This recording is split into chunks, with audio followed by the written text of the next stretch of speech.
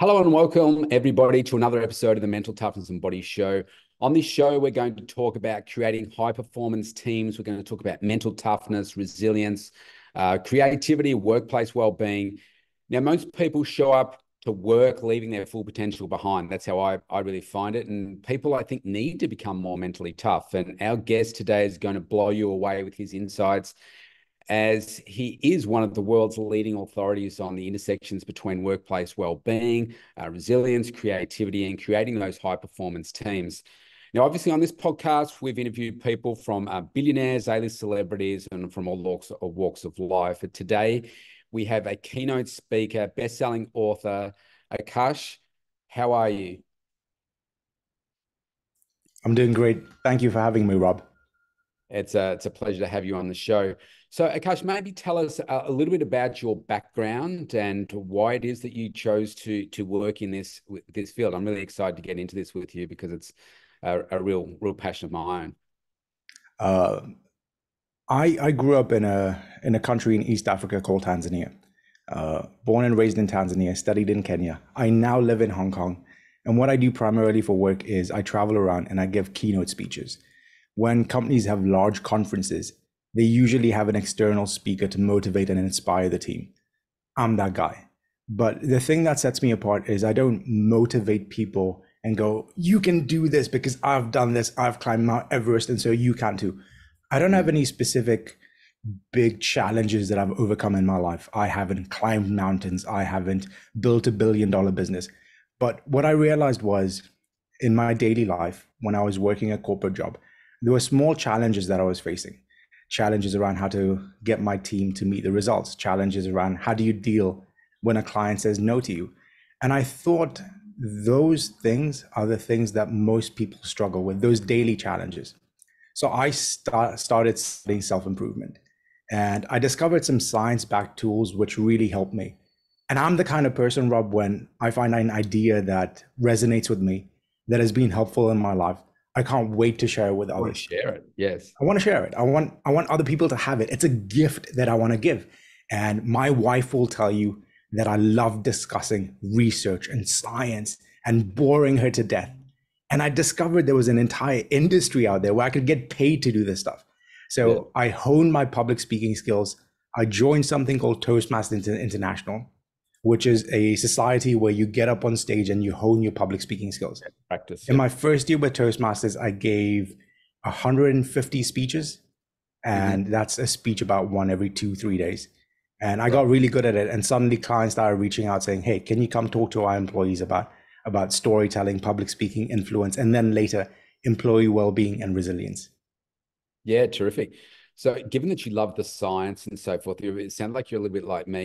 You're quite left brain, and you like to get into the detail of that and understand all of that. So, why don't we jump into mental toughness or resilience, by lack of better words? So, you've done some really great work here. So, maybe to start off with, how important do you think mental toughness is in today's world, in business, and just for people in general? Mm.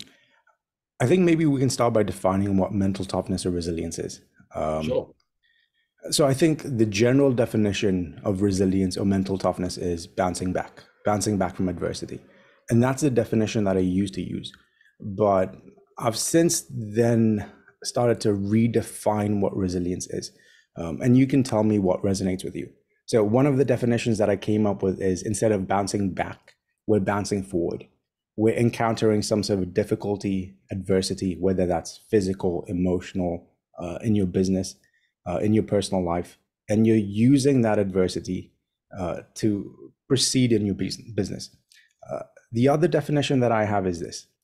I think there are three versions of us that exist in us. There are three versions. The first version is who are you when you're at your best self? The Yeah. second version is who are you typically? And the third version is who are you when you are at your worst? Mm. When we go for interviews, that's when we present our best self. When we're in a long-term relationship with a company or with our spouse, that's when we typically behave a certain way. That's our typical self. How do you normally behave on an average day? And then who are you at your worst self? When you are at your lowest, when Mm. things don't go your way, Who are you at your worst?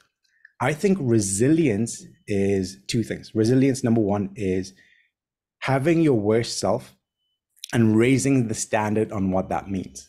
So, for example, if at your worst self, you're the kind of person that lays around in bed, you eat chocolate chip cookies, you feel sad and unhappy, and you're angry and you're negative, raising the bar just a little bit on who you are at your worst.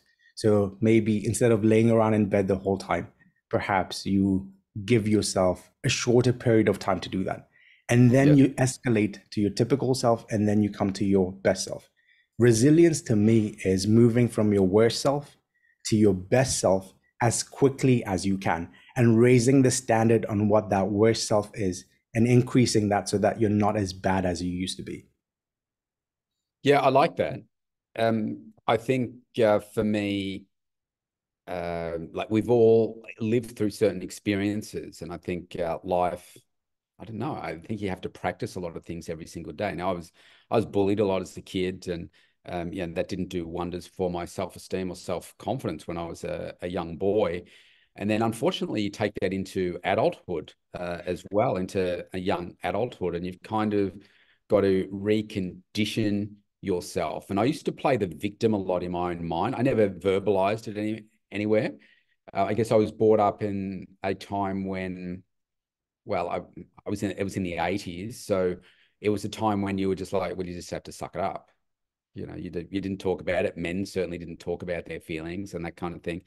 And I found that I had to find my own way through it. And then I discovered how to do that and how to build my self-esteem. And I chose to do that through fitness and through joining the gym and changing the physical me so that I could feel better about myself. And then through that, I learned some other skills as well over the decades, I suppose, to just practice resilience. And then by the time I guess COVID came around, I thrived during COVID because, I mean, I'm in Melbourne, Australia here. We were shut down more than any city in the world, like over 300 days, over 6 different lockdowns for extended periods of time. And I thrived in it because I felt like I had practiced all of these really tough things. And when it was, a really tough moment, it was like, okay, well, what do we do? Like you were saying, we don't stay in bed. Plenty of people gained weight and just binge watch Netflix. I was up at 5 a.m. and I was doing stuff every single day, really, really focused. So I like how that you've verbalized that. So obviously you do work with teams as well. So taking those principles that you've just said and you go into well, let me start with this question. So you're going into, say, a corporation and you're challenged with how do we raise the performance of this team? What's that sort of process that you go through? Because obviously the team is made up of many different dynamics. Yeah, when a corporation hires me, I think resilience, we're talking about resilience to stress with most corporations and resilience to adversity. The challenge is there's no definition of what stress is. You can look at the academic definition. We all know what stress is, but it means different things to us. Yeah. The stress of losing a loved one is very different than the stress that you encounter at a deadline when you have to work overnight to submit a project. And because stress varies so much, I think resilience itself is not one thing. Resilience is a bunch of different qualities. It is your mindset to stress. Do you see stress as positive or negative? It is the optimism that you have. Do you think that you can make things work, or do you think that the situation that you're in right now is permanent? It is also, how do you see yourself? Do you have the self-confidence that you can overcome difficult situations, or do you doubt your ability to grow? Do you have a growth mindset or a fixed mindset? The first thing that I do is I try and analyze what are the sources of stress that exist in this organization. What is everyone stressed about? What is the challenge that is forcing them to perhaps struggle? And then once we've found that source of stress, we look at several different measures. One of them is your self-care. What does your self-care routine look like? How much are you sleeping? How much are you exercising? How long are you working? Do you feel you have a healthy work-life balance? What is your view of stress? Do you think stress is positive or negative? And based on that, we create a program that addresses some of these things. So I can talk about, for example, right now, we can talk about your definition of stress and how that impacts your resilience, if you'd like. Yeah, sure. Well, but perhaps before we get into that, what you said, so identifying the source of the stress. So how do you do that? Do you sit with people? Do you observe? Is it questionnaires? Like how do you extract all that with you don't have to give away your IP, but just to get so the audience can understand. There's a quiz that I created in conjunction with a trained psychometrist. One of the questions is an open-ended question. What challenges do you face? What is your biggest source of stress? And so when people answer those open-ended questions, we're able to extract the data they've given us and put it into different categories to understand what really is stressful about this situation. One of the companies that I was working with, the biggest source of stress was the workload that they had. A different organization that I worked with was not the workload. The biggest source of stress was the leader that they had and the demands the leader had on that team. And so that requires a different way of approaching how you deal with that stress in the first place. Right, gotcha. Now I've forgotten what you said before, but yeah, happy to talk into the second part. Which is so there's different elements that go into this. One of the things that I find particularly fascinating is the mindset that you have about stress. Yes, that's good point. So if I was to ask you right now, Rob, do you think stress is harmful to your health? What's your first answer? What comes to your head? I would say no. For me personally, no. That's very interesting. Why do you say that? Well, I think if you had have asked me, say, 20 or 30 years ago, I would have said, oh, yeah, stress it doesn't feel good. But for me now, I know that in order for me to grow, and it's only because I've probably swapped from, say, I worked 19 years in big corporates here in Australia and running my own business. The corporate mindset is very different to the business mindset. And I know in order for me to be successful, it means I've got to step out of my comfort zone and like having these conversations with you here. It's like 30 years ago, there's no way I would have been like public speaking or doing any of that. But I realized that stress, for lack of better words, means me getting out of my comfort zone. So if I feel that, it means, okay, you're about to grow. That's very interesting. Most people don't have that mindset. And so when I work with corporate employees, I ask them two questions. These two questions come from a study that was done. In this study, they looked at, I forget the exact number of people, but they looked at this large data set and they looked at the answer to two questions. The first one, how much stress have you experienced in your life? The second question was, how harmful do you think stress is to your health? Now, here's the results. When they correlated how much stress someone had experienced versus how likely they were to die an early death, the more stress you had, the more likely you were to die prematurely. Yes.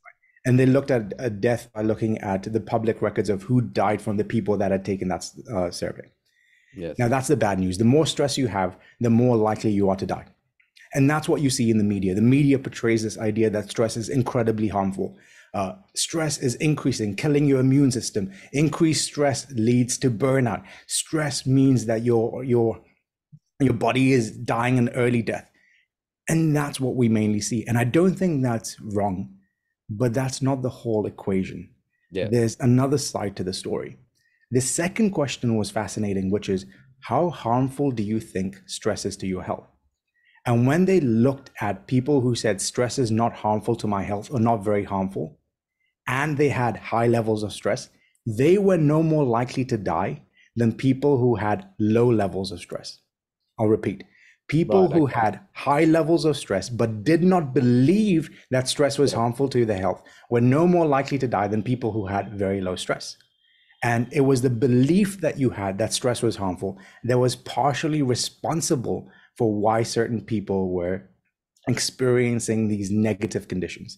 The researchers then go, okay, maybe it is the fact that people who say stress is not harmful have a different quality of stress. Maybe they're just not as stressed out. Maybe their life circumstances are better. And they examined all that data and comes back, no, you know what? These people still had extreme levels of what you would call stressful conditions in their life. And yet they had a certain belief that, you know what, stress is a normal part of life. It is something that everyone goes through. And instead of damaging my body, it might actually be beneficial because it gives me energy to deal with this situation at hand. And so one of the training that we do is to try and recondition people's mind as, yes, you want to lower the amount of stress you have, but a lot of the time you will be in situations where that is not possible. Yes. You have an impending deadline. You're a new parent. You have to wake up in the middle of the night. You're a parent and you have to go to work. There's no way that we can lower the stress. In which case, what we can do is we can reframe our mindset around stress and see that as a positive thing, or at least not a negative thing. And that will counteract the negativity that we have in terms of outcomes. Yeah, it's really interesting, isn't it? That old saying, if you believe you can, or if you believe you can't, both are right. Yeah. And it's that power of the mindset. Yeah, nice. Let's perhaps dig into your mindset for a little bit. What would you say is a belief that you once held really strongly, but you've since changed your mind? Ask me that one more time, please. So a belief that you've once held strongly, I know, so the sky is blue, but now you've changed your mind. That's an interesting one. And I've never been asked that before. I'm sure there's a lot of places where I've changed my mind. But the one that's coming to mind right now is this idea of being positive. I think when I started in this self-improvement industry, first for myself to try and improve who I was as a person and overcome some of the challenges that I was facing, I read a lot of books and listened to a lot of talks that talked about the power of positivity. That when you're positive, good things happen in your life. If you believe that you can, it will come to be true. I think I've since then changed my mind around that. And I'm beginning to see the difference between positivity and optimism. And I think there's a very clear difference between the two. I'll give you an example of what I call almost toxic positivity. Toxic positivity is the person that has failed every job they have. They don't have the work ethic. They have never had the discipline to follow through on the things that they say they would. And yet they say, you know what, I'm going to build $1 billion business. Yes. And I have, unfortunately, friends around me that have this very positive mindset that this year, Akash, I am going to make a multi-million-dollar business. And I've seen them every year switch different industries. They started out in sales, and then they started out in multi-level marketing. And then when they went to real estate. And I think one of the reasons they do that is they believe that you have to be positive. The more positive you are, the more likely good things that are going to happen to you. I think positivity in itself does not guarantee success. And in fact, it can be toxic because it means that you are not looking at reality as is. You are looking at reality as how you want it to be, but not necessarily the one that is there right now. Yes. The thing that I now rather prefer is optimism. Optimism is this. Optimism is looking at the situation and going, you know what? I've never had the discipline to do anything. I've never built a business. I've never made $10, let alone $1 million. But now that I know the reality, I can go, you know what? I am a loser. I don't know what I'm doing. I need certain discipline. But I am optimistic that I can change myself. And if I change myself, I will somehow figure this out. I will fail along the way. And you're looking at the fact that, yes, $1 billion business when I've not done $10 in revenue is not likely. But if I start small, I believe that I have the power to change. And if I change, ultimately, I will end up in a better place than I am right now. So I would say I've moved away from being positive to being optimistic. And optimism means looking at reality and believing that you have the capacity to change. That's right. It's got to be backed by action, doesn't it? Otherwise, you just walk around saying, yeah, I'm going to do it. I'm going to do it. Or those people that they just keep going to conferences, or they just keep reading a new book and say, oh, have you read this book? It's like, how about you stop reading the books and you do something? about it. So let's talk about the self-improvement slash coaching type industry. Everybody these days is calling himself a coach. Like there are so many people out there saying, yeah, I'm a coach on this and that and the other. There's a lot of inauthenticity on social media and so forth. What's your view on that? And how do you go about having your personal brand, your business brand stand out from everybody else? So, two questions that I see there. First is, what do I think of the industry where everyone is calling themselves a coach? Second is, how do I go about building my own brand and differentiating myself?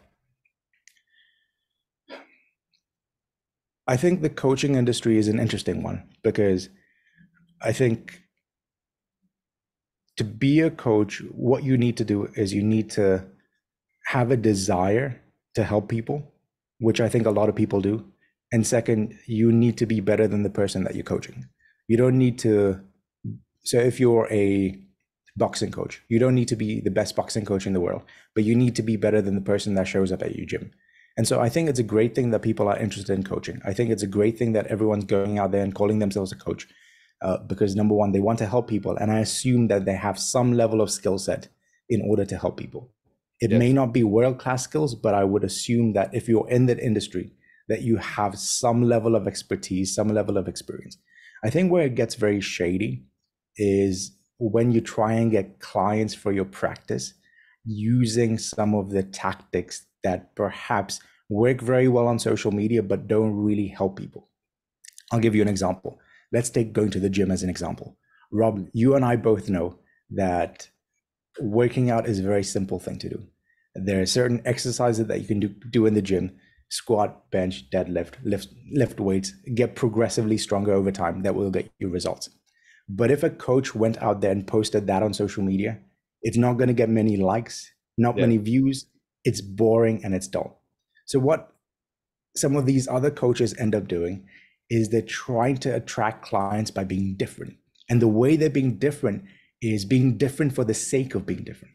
So they will have a Bosu ball, they'll stand on this unbalanced surface, they will have a bar behind their back, they'll raise one leg, and they'll do all of this really crazy creative stuff for getting attention to be different. And it works and it gets them clients, but it doesn't get them it doesn't get clients the results that they want. So I don't think people being a coach is a bad thing. I think what the thing we need to be careful of is the way we market ourselves. Being different is good, but not being different for the sake of being different. Yes. The second question you asked me is, how do I go about building my brand? There's several things that I do. I think the most important one is, in terms of clients, I write books. The thing that I'm very good at is sitting down and writing. That is my skill set. That is my superpower. I am not a natural speaker, but I'm a natural writer. I find it very easy to write, and it's where I clarify my thoughts. And so I write books on subjects that I care about and that I research, and I can go back and edit and look over and make sure that it is exactly what I want to say. And then I publish those books and I sell those books on Amazon. I've got 15 different books that I've sold 250,000 copies. Clients read those books, and people that resonate with the messages in those books are the ones that reach out and say, you know what, Akash, we really want to work with you. As far as what makes me different, the thing that I found is I like to operate at the intersection of different topics. So there's one level of expertise where you can choose one specific topic and you can go really, really deep into that topic, right? If I was to think of someone like that, I might say Dr. Peter Attia comes to mind, who's built a name for himself as the longevity expert. He talks about medicine and right. I know that I will never be as good as Peter Attia when it comes to medical well-being. But what I do is I operate at the intersection of several different topics. I care about habits, I care about well-being, I care about storytelling, and I am a person that is able to take 4 or 5 different topics and look at the commonalities between them and say, hey, if you're looking for a coach or a speaker that can help you with well-being habits in the workplace and can bring along some tools to help you with persuasion in the workplace, then I'm the guy for you. Yeah, nice. What would you say has, because I think we can learn a lot from people. What would you say has been your biggest failure, and what you learned from that? Going a bit dark for a moment. I've never shared this, but the first time that I started a business, I made some mistakes. I made some big mistakes in my life. There was a time I tried to start a business and I had very limited amount of money. I bought this office space. It was all the money that I had. Sorry, I rented an office space. It was all the money that I had. I was running short in cash. But renting that office space meant that I didn't have much money for where to live. So I gave up my apartment and I started living out of my office. I'd go there in the morning, I'd do my work. And then at night, when no one was watching, I'd take my little blanket, I'd take my pillow, and I'd sleep in the office. Yeah. Within about 2 weeks, the owners of the place called me. They walked in at about 5 a.m. in the morning. They threw open the doors and they started screaming at me. And one of the partners said they were going to call the police because I'd violated the terms and conditions of the office space, that it was not a place where I should be living. Long story short, they kicked me out. They kicked me out without returning my deposit. Wow. I remember taking my blanket and this red IKEA pillow that I had, walking over to the nearest park, sitting down on this park bench, and just crying into this red pillow and going, how did I end up here? Yes. How did I get to this place? What mistakes have I made so far that have caused me to be here? Homeless, jobless, all the ambitions that I had completely failed. And I had to take a good look at myself and stop blaming other people for my failures and go, you know what? This is me. Some of it may not be my fault, but what am I going to do about it? How am I going to change from this? And it was at that moment I made a decision that I would never allow myself to be at this place again. And I changed a lot of things in my life. The biggest thing I changed was I became someone that is a strong advocate of self-discipline and self-leadership, because I think that your level of success in business will be directly proportional to the level of self-discipline that you have and the level of personal development that you have. And that is kind of what kickstarted this personal development journey for me. I am now very passionate about self-leadership. Everything that I do comes down to self-discipline, self-leadership, and habits. And those are the three things that drive all the things that I talk about. And so would that be kind of the lowest of lows for you in your career? I want to say that was the lowest of lows, but unfortunately, even after reflecting on that lesson, the practice of self-discipline and taking accountability did not come right away. I had to go a few rungs further down before I finally changed things. So let's say you're down at that lowest level now. So at that point, was that when you had an epiphany, a moment where you said, you know what, this hurts so much, I'm never coming back here again? Yes. It took 3 of those experiences going down and going, I'm never coming back here, to finally go, okay, how do we dig ourselves out of this? And how do we make sure that there's never a point in my life I have this pain? And I think one of the things that drives me is, number one, there's a vision that I care about. There's this goal that I'm chasing, this thing that I want. And this thing that I want is to spread interesting ideas that help people. It's something that I care about, not necessarily to help people, but I'm the kind of person that enjoys sharing information. So I want to share the message.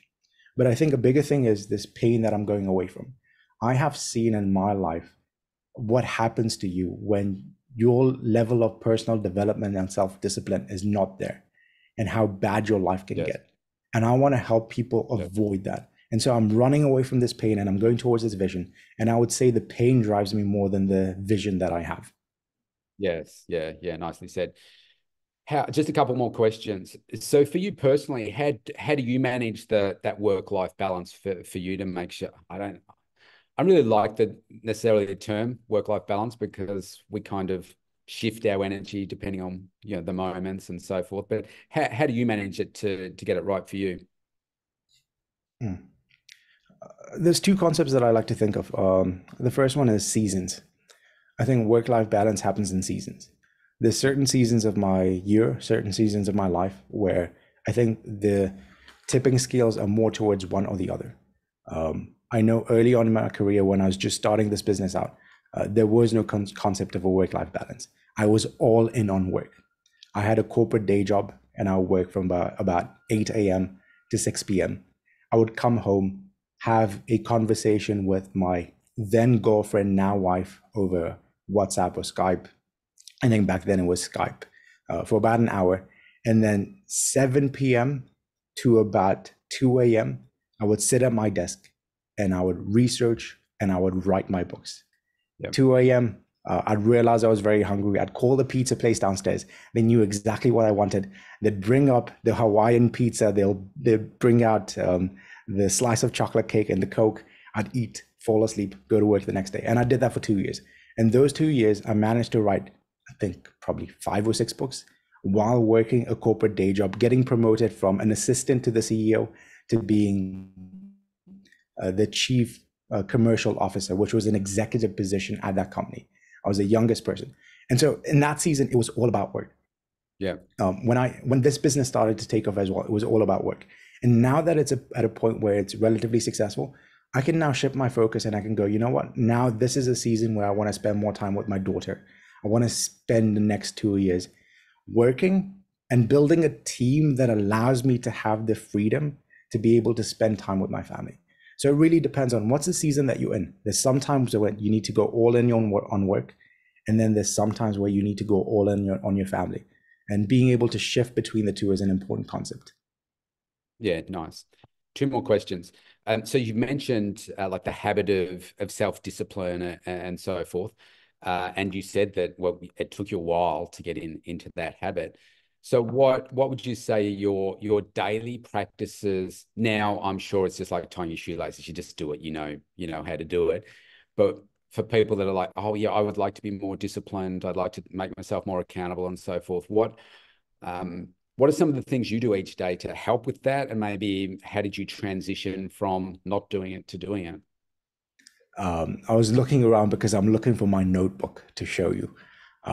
The single most important thing that I do for my self-discipline and for my business and my personal growth is this. I have a notebook. And in that notebook, there's a specific way I organize that first page. At the top is the month. So right now is February 2024. And then going down is the date, 1st, 2nd, 3rd, 4th, 5th, and the day, Monday, Tuesday, Wednesday, Thursday, Friday.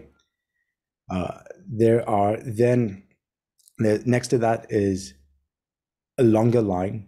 And every single day in that space, I write down what is the one highlight I want to achieve this day. Mm-hmm. The daily highlight is a practice of defining. If you did nothing else today and you only accomplished this one thing, what is the one thing that you would be happy to share with your family, that you'd feel you actually move the needle on your business? And I identify what is this one thing I want to achieve. And I write down, today's the first Friday. Today it is maybe send out 10 sales emails to clients. Next to that, I have several different boxes that I've created, and each box is for a specific habit. The first one is, did I wake up early? Second habit is, did I exercise? Third habit is, did I sell? Did I reach out? Did I actually promote my business? Fourth habit is, did I write? Did I create something? And then fifth habit is, did I spend quality time with my daughter? And every time I succeed at that habit, I color it in with a box. And every time I fail, I put it an X. And so I can look at this one page. At the end of the month, I can see what are the most important things I've done? What are my daily highlights? And did I do it or did I fail? And what are my habits? Did I do those habits or did I fail? And for me, it is an accountability mirror. It is a way of looking at myself, looking at my results and going, you know what? I did what I said, or I failed to do what I said. And I cannot hide away from this because I created the goals. I created the habits. I defined what I wanted to do. And it is completely up to me whether or not I did those things or I did not do those things. Yeah, I love that. Very similar to me. I created a while ago. I was finding that I would go through a period of weeks where I'd be like, oh, you just, everything's working. It's like, you just throw anything at me and you can do it. And I'd find that maybe a week or so would go by and I'd be like, doesn't feel like I'm getting as much done. And then that week would go into the next week, and then I'd stop and say, what the hell? And so I created like a similar thing, like a checklist of like 13 different things, all for each day of the week. At that point, I left out Saturday and Sunday. I'm doing 5 days, and I'd go through and identify if I do all of these things every day, was my day an absolutely cracker. And I found that there were some things that I didn't do, and it was still really good, and other things that I needed to put in. Now I don't have to write it down because I just automatically do it, but I have an app where I track the 5 outcomes that I want to achieve today. It absolutely comes down to holding yourself to account, and I rate my day. And similar to you, like if spending time with my daughter is something that is really important for a particular period of time. I'm making sure I'm connecting every day, all that sort of stuff. Then that's how I assess by looking at all the things in my boxes. Has the day been good? Obviously, the foundational things that I take for granted, like exercising, sleep, drinking the right amount of water, supplementation, high nutrient dense food, all that kind of stuff is super important. But as well as growing and doing that learning, focusing on the revenue generating activities. Did I do that enough today? All that kind of stuff. So I love where your mind's at. That's a really good advice. Last question. Let's just say that we've got people that are sitting on the fence at the moment that are perhaps thinking about starting a business, changing career, doing something like that. What would be your advice to them? If you're thinking about starting a business, don't quit your day job. Keep Great your day advice. job. Keep your day job. Use your free hours, use your weekend, use your time off to start building that business. Whether that's, an online business that you can run part-time on the weekend, or whether that's a physical store that you're setting up somewhere where you can take some of the money that you're earning from your day job and hire someone to run that business for you. Keep your day job. And once your business starts making enough money to replace your day job income, is when you should consider quitting your day job to start the business. Yes. Yep. Great advice. So this has been fantastic today. You've added so much value. Before we go, best way for I'm going to put some links below here, but first question, best way for people to get in touch with you if they want you to be a keynote speaker, to get one of your books? Please reach out on akashkaria.com. That's akashkaria.com. Scroll down, there's a contact form, or send me an email, akash@akashkaria.com. I'd love to hear from you. Fantastic. Now, I guess one of the challenges when you have 15 books, I think you said, so why then people are just looking at it saying, what would be a good one for people to start with? 2 books that I recommend if you're interested in storytelling, influence, public speaking. I recommend this book called TED Talk Storytelling. It's a 50-page book. And if you look at the reviews are very mixed. There's a lot of 1-star reviews that say this is a terrible book. It's a blog post, should not be sold as a book. There's 5-star reviews that say this book is fantastic. It's really short. It's quick. And I like the fact that it doesn't waft on and on. If you like books that are incredibly long and that have a lot of fluff to them, this book is not for you. If you're looking for something that will give you just the main tools, tips, and tactics, this book is for you. So check that out. The second book that I recommend is Emotional Habits: The 7 Things Resilient People Do Differently. That one was rated by Get Abstract, the book summary service, as 9 out of 10, which is I think really good books have a rating of 8, 7, 8. So this I was very happy with. Emotional Habits: The 7 Things Resilient People Do Differently. Nice work. I love that title. Really great. Well, you've added so much value here today. I want to give you the closing words. What would be your favorite quote?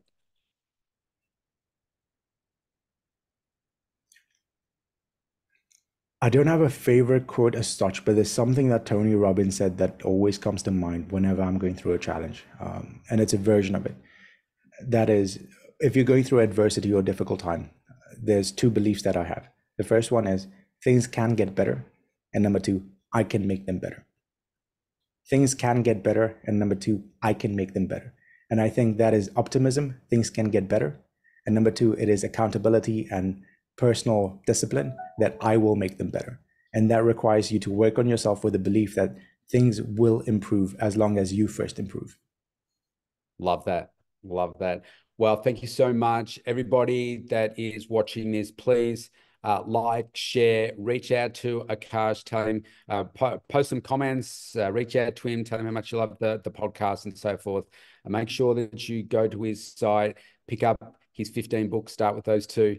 And Akash, thank you once again. It's been great to connect with you here today. And thanks for all the value you've added to the audience. Thank you so much, Rob. Appreciate it.